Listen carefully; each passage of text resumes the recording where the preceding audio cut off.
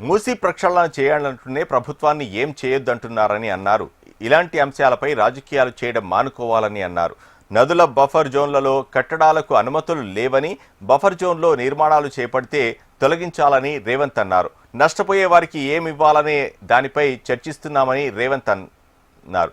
అంతర్జాతీయ మహిళా దినోత్సవం సందర్భంగా ప్రజాభవన్లో నిర్వహించిన కార్యక్రమంలో రేవంత్ పాల్గొని వివిధ రంగాల్లో ప్రతిభ చూపిన మహిళలకు రేవంత్ సన్మానించారు. మూసీలో కాలుష్యం ఉందంటున్నారు, మూసీని ప్రక్షాళన చేయాలంటున్నారు, కానీ ప్రభుత్వం ఏం చేయకూడదు అంటున్నారు. దోమల్ని నియంత్రించాలన్నా, చెత్త ఎత్తాలన్నా, మూసీని ప్రక్షాళన చెయ్యాలన్న డిమాండ్స్ వచ్చినప్పుడు ప్రభుత్వానికి ఏ కార్యాచరణ చేపట్టొద్దు అంటున్నారు. ఏ కార్యాచరణ చేపట్టకుండా ఇవి ఎట్లా సాధ్యమవుతాయో జర్నలిస్ట్గా మీరు నాకు సూచన చేయండి.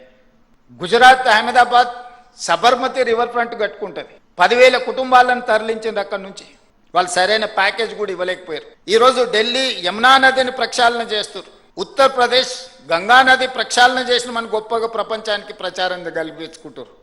నాకేం అభ్యంతరం లేదు, మంచిది. It is an good program activity.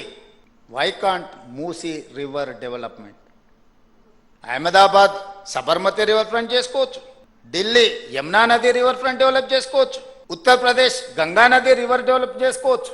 Hyderabad నగరం మాత్రం మూసీ నదిని ప్రక్షాళన చేయొద్దు అనడము ఏ మేరకు సమంజసము? నేను ఒకటే అడుగుతున్నా, వద్దనే వాళ్ళని. మీరు మొత్తం ప్రాజెక్టే వద్దంటున్నారా? ప్రాజెక్టు నిర్మించేటప్పుడు నిర్వాసితులుగా మారే వాళ్లకు సరైన సహాయాన్ని అందించాలంటున్నారా? మీకు